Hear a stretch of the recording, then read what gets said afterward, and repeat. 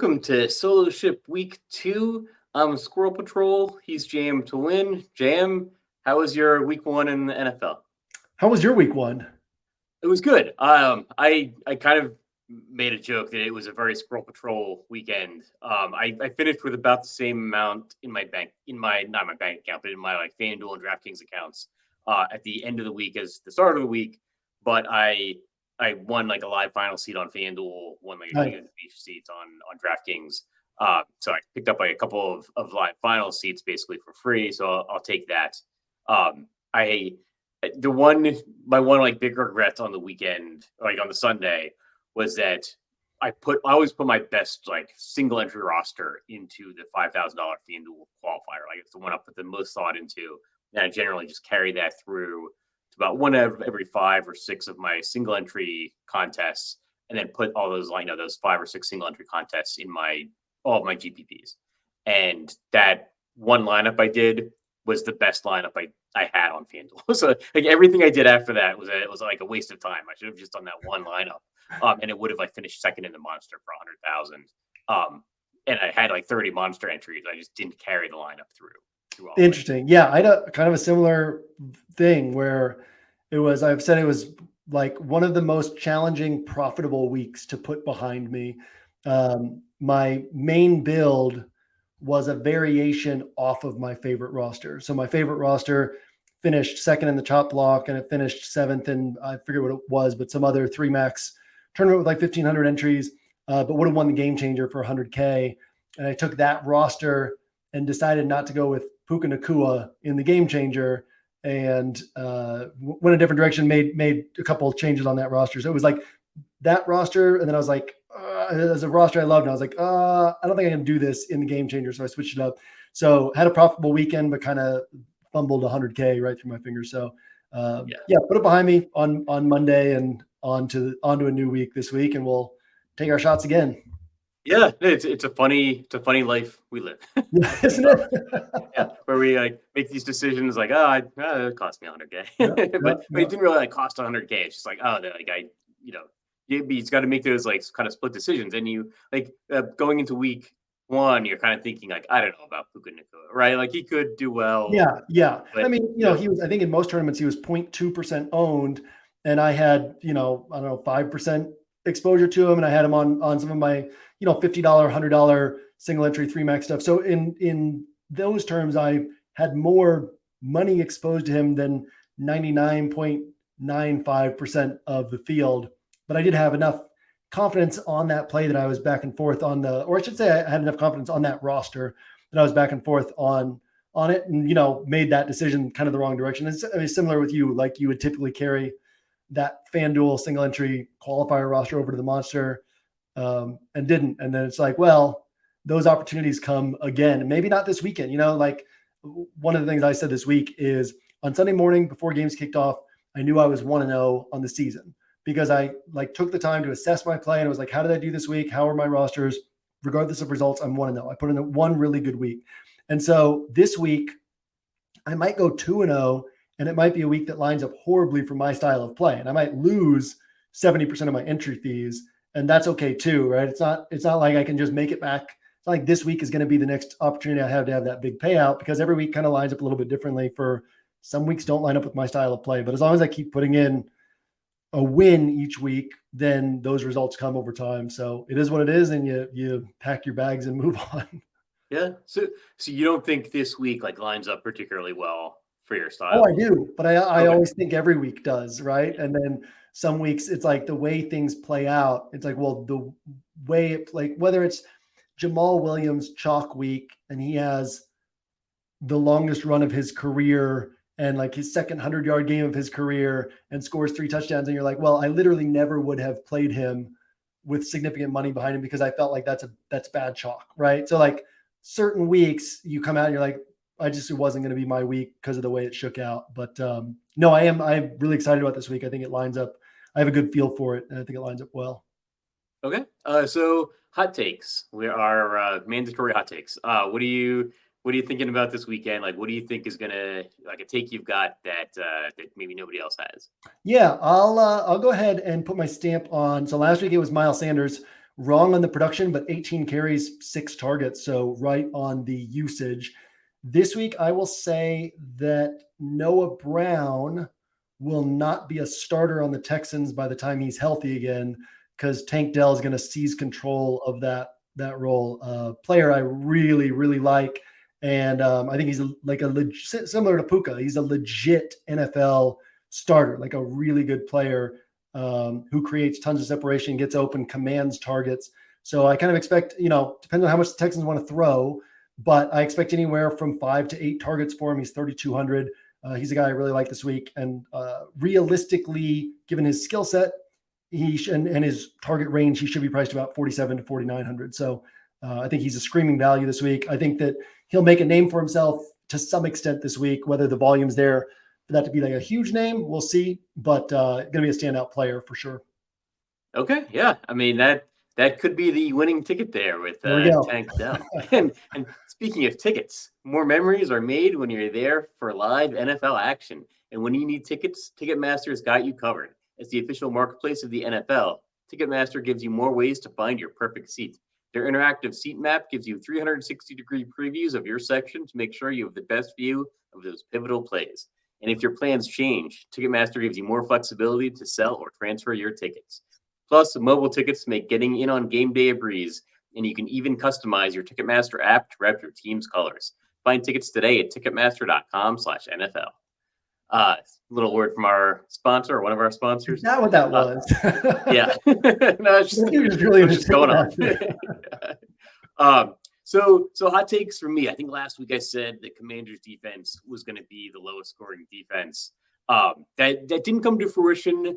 I did fade, the Commanders defense, but it really just didn't matter that much. So everybody scored 11 points, right? Yeah, exactly. Yeah. Everybody scored 11 points. Yeah. So I think this week I'm going to run it back with a similar take, but I'm going to tone it down a little bit. I'm going to go, I think the Dallas Cowboys defense is going to be popular. I think it's probably going to be like a little bit too popular, maybe a 20% ownership. I'm going to say, though, that I think the Jets beat the Cowboys today or on Sunday in Dallas behind Zach Wilson handing the ball off to Breece Hall and Dalvin Cook. I like that. I like it. I like because I've been looking at that Cowboys defense and I've been saying that same thing of if I'm the Jets, the Jets defense is so good. The Cowboys defense, they talked coming into the season about wanting to be the greatest defense of all time, right? They're on that level. So are the 49ers defense, but the Jets, top 3 defense in the league, it's got to be those 3. And the Jets are ferocious. So they're not scared about getting beaten in a blowout. And so they're going to say, let's just keep the ball on the ground. Let's play field position. Let's force the Cowboys to try to score against us. Let's see if we can make them make a mistake before we make a mistake. I don't think there's going to be a ton of dropbacks from the Jets. I don't think there's going to be a ton of opportunities for sacks and turnovers. And it wouldn't shock me for the Cowboys defense to come out of that game with, 8 defense special teams points on DraftKings 4K in salary. I think they're an interesting play. They'll be in my player pool, but that's mostly a result of defense feels pretty thin this week in general. So I want to take some swings, but definitely not going heavy on there like I think a lot of other people will. Yeah, I think I've almost got this down to a formula where if I'm picking a chalky quarterback, then a chalky game stack, and I think I'm going to end up overweight the chalkier game stacks this week, then I'm probably going to go with the defense that's not the chalk defense, and vice versa. Like if I'm reaching to take a quarterback that I think is going to be lower owned, but could hit, then I'm okay taking the Cowboys defense, and that actually works out well because if I'm taking the Cowboys defense this week, they're more expensive compared to the Commanders last week, and if I'm taking an off the board quarterback, I think it's more likely, an off the board game stack. It's more likely to be a cheaper game stack anyway.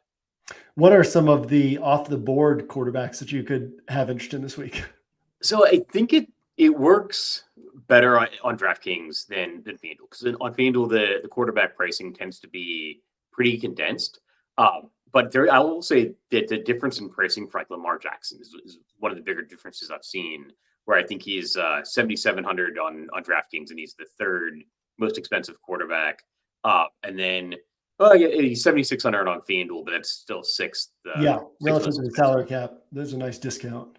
Yeah, but he scores better on FanDuel than on DraftKings because the 6 point rushing touchdowns have a bigger impact if you don't have like full point per reception scoring, and there's also like he's generally not going to get the 3 point, 300-yard Yeah, bonus. yeah, But on DraftKings, I kind of like Baker Mayfield again. He's he has only 5,100, playing at home, so he's not playing in a dome this week, but he's playing a Chicago defense that hasn't looked good. So I like Mayfield, a little bit of Jordan Love. Like that's going to be a mass multi-entry pick. I think that game's got one of the lower point totals on the week.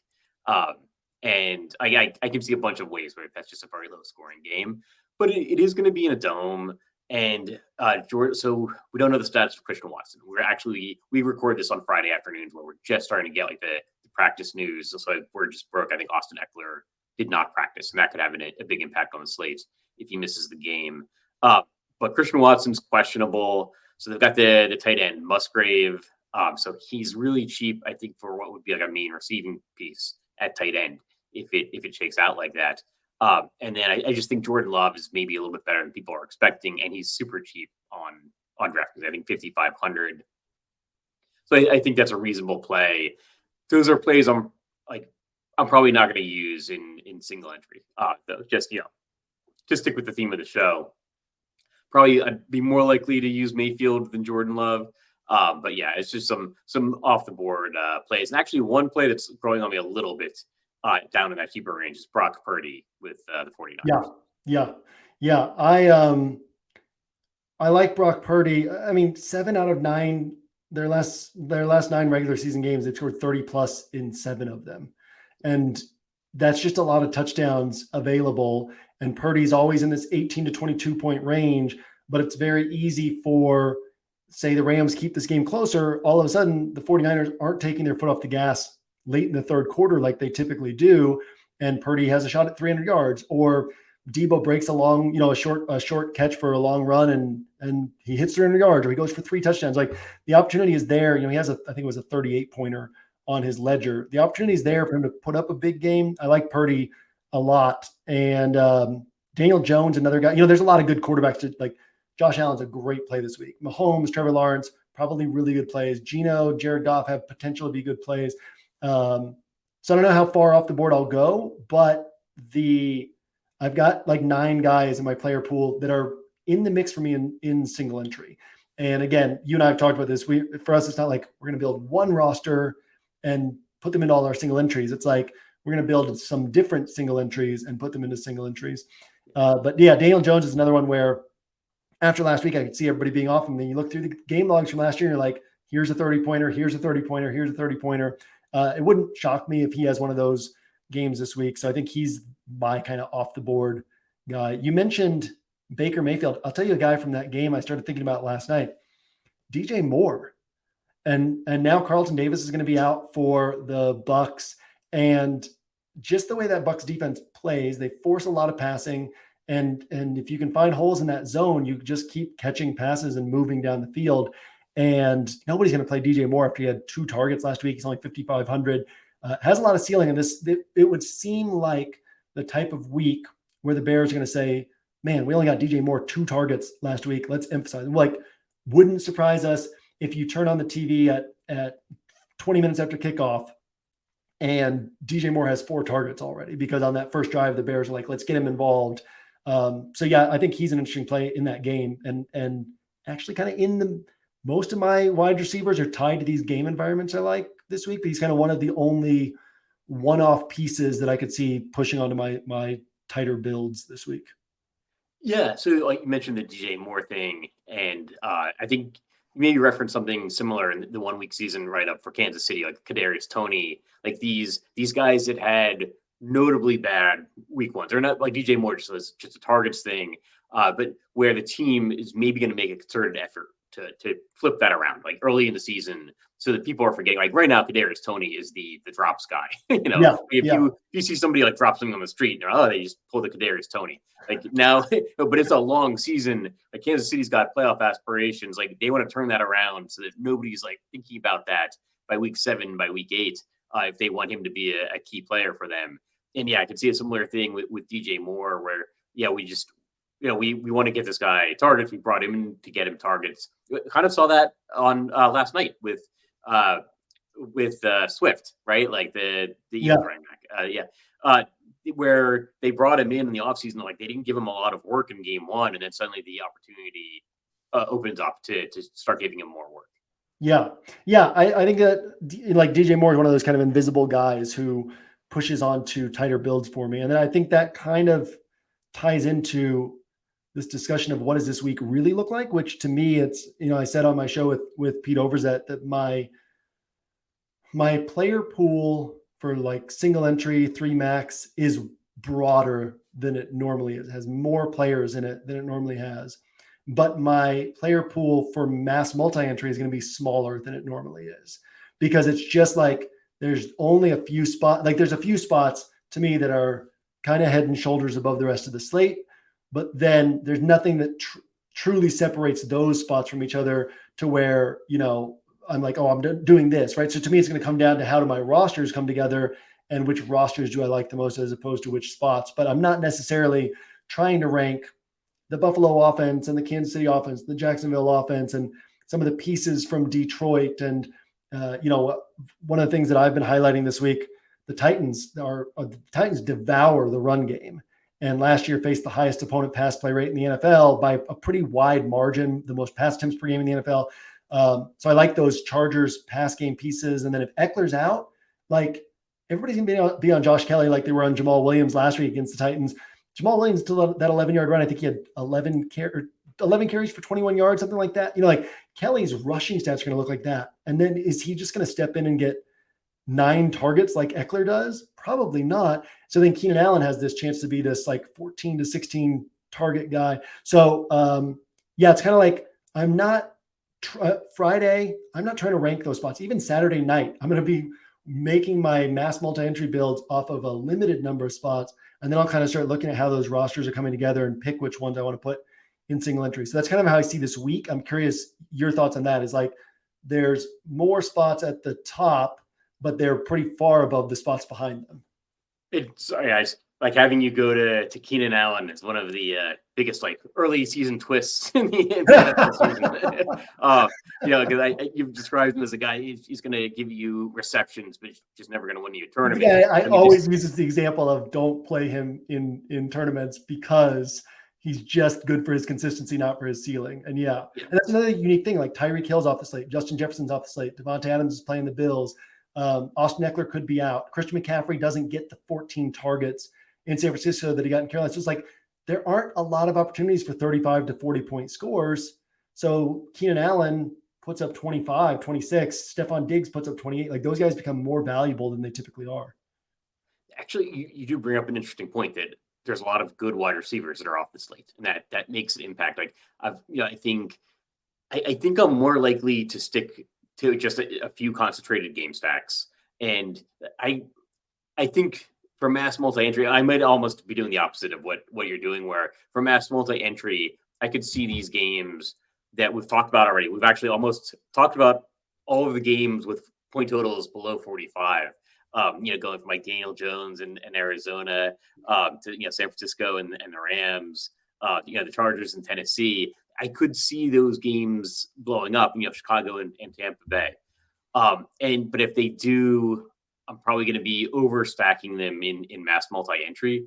Whereas in single entry, there's a handful of games that have higher point totals. And I think those games could just go nuts. And I think that's a more likely thing that's going to win me money in single entry is one of the games that has a higher point total than one of the game. Like I think one of the games has like a 40 to 42 point total overshooting that could win me $1 million, right? That could win me a million maker. Whereas I think for single entry, I don't know if I need to stray from these kind of core games. I think my favorite is I think Buffalo and the Raiders. And I was actually interested when you were talking about the wide receivers. They've kind of been scratched off the slate with with Tyreek Hill not being on the slate, Justin Jefferson not being on the slate. You're kind of like and Devontae Adams is facing the Bills. Like, are you lower on Devontae Adams this week? Because I think he's going to be popular, but like Jacoby Myers is now out. And we've seen him just get peppered with targets before. Yeah, I mean, I got a lot of respect for that Bills secondary when they're healthy, as just one of the toughest defenses to put up points against. And so, does that mean that Devontae Adams has a bad game? No, but his chances of a 30-pointer are lower than normal, and his chances of, why we roster these guys in tournaments is really we're hoping for their 35 to 40-point games, and I feel like his chances of that are low enough that Stephon Diggs is rarely going to go for 35 to 40. He actually can do it, but he's rarely going to do it. And so I usually take the Devontae Adams player over the Stephon Diggs player. But this week, I'm actually going to go with the Stephon Diggs or the Keenan Allen over the Devontae Adams, because I just think that these guys probably have a better chance of getting to 25 to 30. And I think that's kind of where the scoring is going to end up being capped. And so it wouldn't Sunday night, it wouldn't shock me if Devontae Adams had 40 points, because he can always do it. But that's not how I'm going to be playing this slate, especially on tighter builds. I have a little bit of exposure. I always have a little exposure to him and Josh Jacobs, but less on tighter builds than I would typically have. I wonder if I have some FanDuel bias, because he's the 9th most expensive wide receiver on FanDuel. I think the 5th most on DraftKings. But when you get him down to the 9th most expensive wide receiver, I mean, you have to play at least 3 wide receivers on FanDuel, and DraftKings. But I could see him very easily hitting his $7,500 price on that site, even though it's only a half point per reception. Yeah, and the touchdowns matter so much more, and he can score. If he catches 8 for 70 and 2 touchdowns, that's a lot more valuable on FanDuel than it is on DraftKings. Yeah, and I generally just like that stack, I think, a little bit better than most people, because I'm high on Josh Allen this week. We could see angry Josh Allen after they lost to the Jets, and the Bills have affordable wide receivers. You can pair Josh Allen, Stephon Diggs, and Devontae Adams pretty easily, and then you can also go to Gabe Davis, who is going to be more of an explosive, scoring threat, and he's currently projected for less than 5% ownership. I think you might see it higher. I think this game stack might get steamed up throughout the week. But there's just a lot of different ways. And then for tight end, I don't think either Bills tight end is going to be popular, because there's 2 of them, but I think either one of them is in play, both Dalton Kincaid and Dawson Knox. Yeah, the narrative thing, I think sometimes it can be overblown, or sometimes people just totally ignore narratives. But to me, it's when a team well, and that the narrative is there, like last year, AJ Brown against the Titans, and it was the Eagles are going to have to pass in this game, and it's not like it hurts them to focus on AJ Brown. And Nick Sirianni is the type of coach, Jalen Hurts the type of quarterback, that they're going to love to get AJ Brown a big game against the Titans. Those types of narratives, we can lean into them, and we know the Bills well enough to say, they don't care. They're fine winning a game 38-10. They don't need it to be the opponent scoring 31 for them to score 38. They're happy to just keep putting up points. And B, they're the type of team that after that loss, which was an embarrassing self-inflicted loss on national television, that they're going to be let's come out and make a statement this game. Unless the Raiders defense plays really well or the Bills offense plays really poorly, it's going to be hard for the Bills to not put up a lot of points in this game, because that's going to be their mentality. And I think they're going to be aggressive about it too, shots downfield and all that. So yeah, I think that's a great spot this week. And their implied total is higher than the Chiefs' implied total, higher than the Jags' implied total. And I don't think that's wrong. I think that we play out the slate 100 times, they outscore those teams, enough times for that to be justified. Yeah. Okay. So just the 2 other games I wanted to touch on, the Kansas City Jacksonville game. We actually have the 3 high point total games involve the teams that were on prime time, Thursday night and Monday Night Football for week 1. So you had the Bills just finishing up with the Jets on Monday night, but then you've got it was Kansas City Detroit to kick off the season, and you've got the 2 remaining games that are the higher scoring games, or highest point total games. Kansas City at Jacksonville, and then the Seahawks at Detroit. But Kansas City at Jacksonville has the higher point total, 51. I think that'll be a popular game. I think, I don't know, if you had to choose between those 2 games, I guess you said it earlier, you just didn't want to choose between the games. Yeah, no, I mean, that's one of the ones that the field is definitely going to say, I don't see how this can't be high scoring, Yeah. right? Well, it's still going to be under 51 points 50% of the time. So it certainly can be not as high scoring as you need at those price tags. At the same time, Seattle has improved on defense. They were already pretty good last year. They had a hard time at the start of the season, mostly communication issues. And Pete Carroll kept saying, like, there's nothing wrong with the defense. It's just like 3 plays here, 2 plays here. And then they got absolutely smashed. What was it? Taysom Hill had like a 37-point fantasy game where Seattle wasn't prepared for what the Saints were going to do with that. Back 2/3 of the season, Seattle defense was solid, right? And then they've gotten better. Detroit defense has definitely gotten better.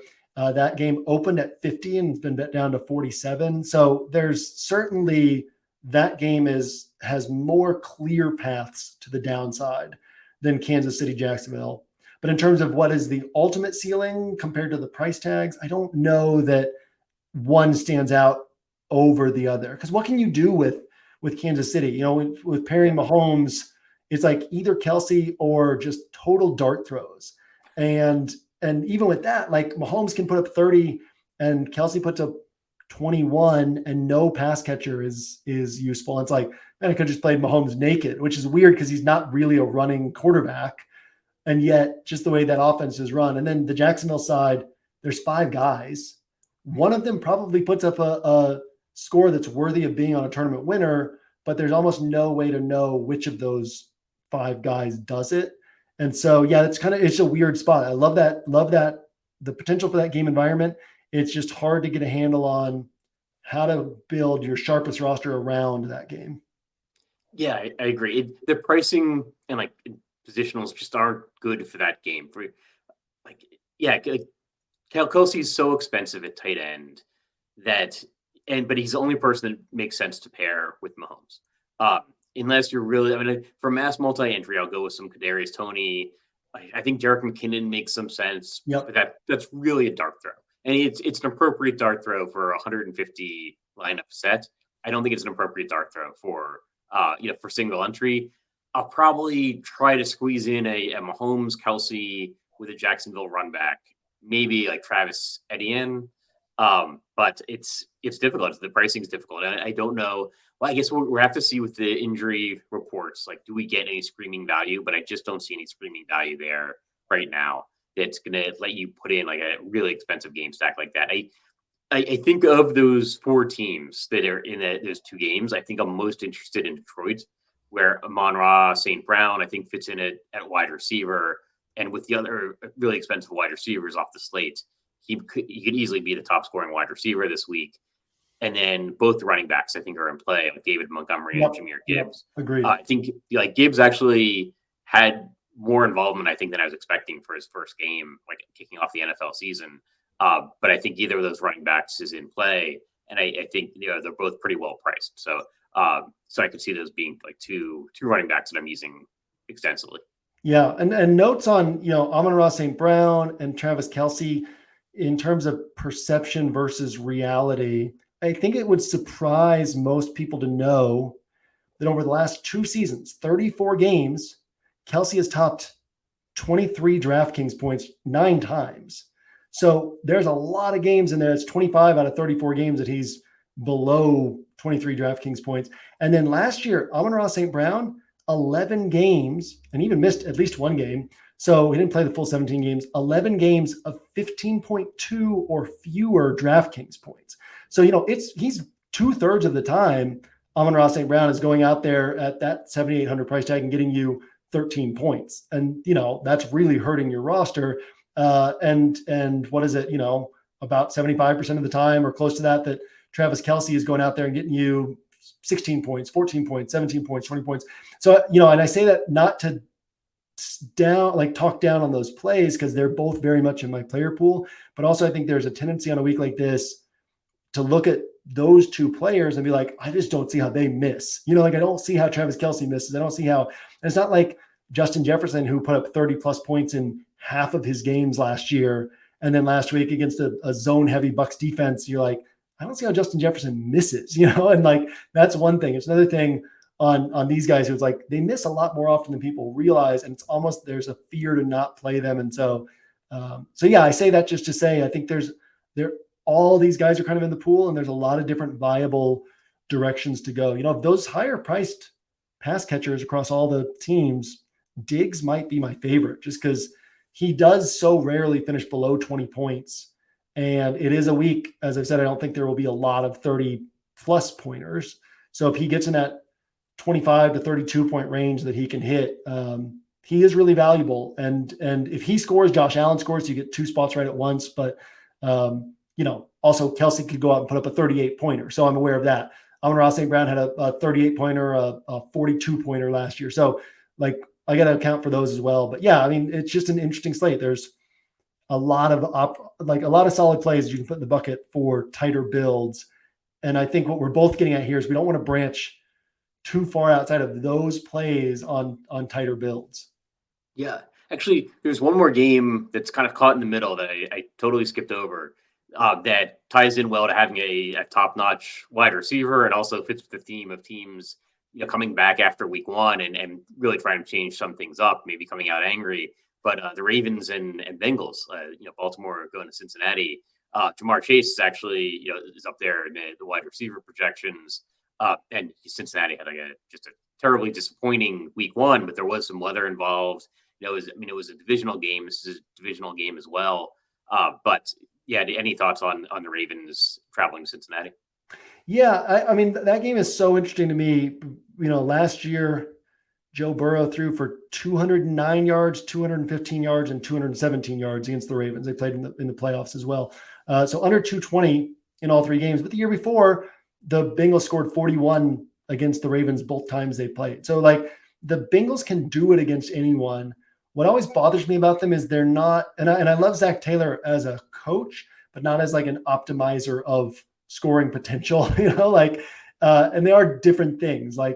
He gets the team to maneuvers them to wins, but he could make his path easier by leaning on his weapons to maximize points. So yeah, there is an element there of how aggressive do they get here? And if they have a really good defense, and are they able to hold back the Ravens to where this doesn't become a shootout? But it has sort of potential to be the game that everyone overlooks because Jacksonville, Kansas City is attractive, Buffalo's attractive, Detroit, Seattle's attractive. And then all of a sudden it's well, look at this. This game was 41-31 and we weren't on it at all. So yeah, I think that it's a very interesting game, and I haven't totally crossed it off my list for tighter builds because, and even typically if I want Jamar Chase, I want him as part of a game environment bet, but it's not impossible for him to go for 32 points and nothing else from that game to really hit. So yeah, that game's in the mix, and Jamar Chase in particular is in the mix for me. Yeah, I could see myself. I think last week I tried some Deshaun Watson paired with Jamar Chase, and I think this week I could definitely see myself, pairing Lamar Jackson with Jamar Chase, and hoping that Lamar Jackson maybe gets some rushing yards, rushing touchdown, and then Jamar Chase is the focus of the offense for Cincinnati. Although there might be some T. Higgins narrative as well coming out of week 1. So, I think that's a game I could see myself having a game stack with multiple pieces in single entry tournament rosters, but it's probably not going to be my primary build. And I don't know that I would be overweighted in mass multi-entry either. Yeah. It was, side note, it was really interesting coming off that game where, we talk about angry Josh Allen, the Bills were angry coming off of their loss to the Jets. And obviously it's different personalities, different locker room structures. But Zach Taylor's press conferences, post-game press conferences, Monday press conference, he was smiling the whole time. And he just kept saying to the media, we're going to be fine. It's one game. It's the first game of the season. We're going to be fine. This is not a big deal, which is also true. But I kind of prefer that sense of urgency you get from a team like the Bills where they're we got to go out and prove them, where the Bengals are they're all right, let's go out and win this week, but they're not necessarily let's go out and make a statement. Let's go out and so yeah, that gets pretty deep into the narrative stuff, but that did actually stand out to me of man, these guys are really relaxed about this, and certainly less likely to, those 241 pointers against the Ravens were very much alpha dog games where they were we're gonna show who's the king of the AFC North, and those are the only games in this Taylor Burrow era where they have been proactively trying to score points after they had the game in hand. Every other game in their entire history together, they've had the game in hand and they try to just manage the game to the win from there. And so, yeah, I mean, I could see it just being that type of game where they're, they try to win it 23-20 and just get out of there with the W. But I certainly don't want to overlook the potential for it to go a different direction. It is probably just different personalities on the coaches and in the locker room, right? Where because we saw Aaron Rodgers do that with the relax, right? And Yeah. Green Bay was midpoint of the season or mid early point of the season wasn't doing well, and just like we've lost some games, but every team loses some games. I wonder if it's maybe a matter of expectations where the Bills are really just going out there thinking that they're going to go 17-1 or however many 16-1, how many NFL games we have in a season. Whereas the Bengals are, we're going to lose some games throughout the course of the year. We lost one in the rain, to Cleveland, but now they're kind of playing up to their competition, and now they're going to roll, against Baltimore, and they really want to make a statement, or not. Maybe they're just a little bit too relaxed. Yeah. I mean, all thoughts to go into the bucket. Like, I don't think any of these direct our decisions, but it's just little pieces to hold on to, I think, as we work through the slate. Right. All right. Any final thoughts on the week? No, I think pulling it back to single entry. I always say no when you ask me that, and then I give some thoughts. Pulling it back to single entry, I think it's important this week to recognize that there's not just one good game, there's several good games. And so if you don't have players from those good games, it's highly unlikely that all of those games miss, right? And so there's going to be people you're competing against who have exposure to those games, and you have to account for that as you build. So again, for me, the way I'll account for that is having a lot of exposure to the games that I like. Obviously, can't have it to all of the games at once, but I think it's sharp this week to make sure that you're accounting for some of those games with higher scoring potential. Obviously, you can take some pieces from other places, but I think that's an important thing to pay attention to in single entry 3 max this week. Yeah, I think for single entry for my tighter builds, I think I will be focusing on the higher point total games, but I won't be afraid to take like a value piece, like particularly on DraftKings where things go down to like 3,000.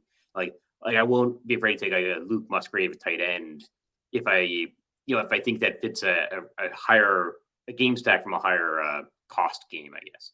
Yeah, absolutely. Yeah, or Tank Dell on the Texans. With that, that's everything I have. All right. That'll do it for us for our soloship for week 2. Good luck, everybody. We'll see you in week 3.